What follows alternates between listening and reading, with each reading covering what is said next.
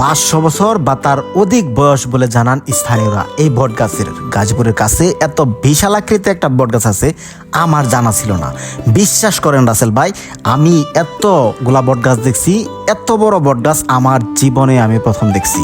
এই বটগাছটার মতো বড় এবং ডালপালাযুক্ত বটগাছ আমার জীবনে এই প্রথম দেখলাম। গাজীপুরের সীমানা থেকে মাত্র কয়েক কিলোমিটার দূরে ধামরাইয়ের 60টা গ্রাম।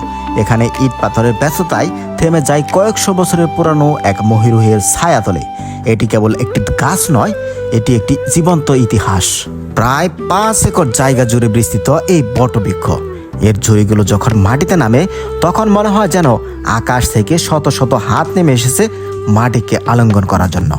কথিত আছে এর বয়স 500 বছরের অধিক। স্থানীয়দের কাছে এই গাছ এক পরম মমতায় ঘেরা আশ্রয়স্থল। প্রবীণদের মুখে শোনা যায় নানান লোককথা।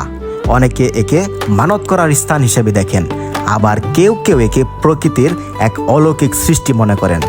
এক সময় এই গাছের নিচে বসতো বিশাল এক হাট। আজও পথচারীরা ক্লান্তি মেটাতে এই সুশীতল ছায়ায় জিরিয়ে নেন। প্রখর রোদে এখানে নেমে আসে স্নিগ্ধ হিমেল পরশ।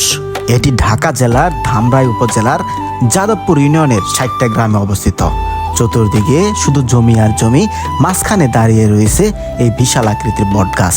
গাজীপুর থেকে এখানে যেতে হলে প্রথমে আপনাকে কালিয়াকৈর আসতে হবে। সেখান থেকে ধামরাই রোডে ডোবাইল হয়ে নিশিন্দাহাটি হয়ে সেখান থেকে যেতে হবে ধানতারা। ধানতারা থেকে 60টা গ্রাম, 60টা গেলেই এই বিশাল আকৃতির এই বটগাছটি পেয়ে যাবেন।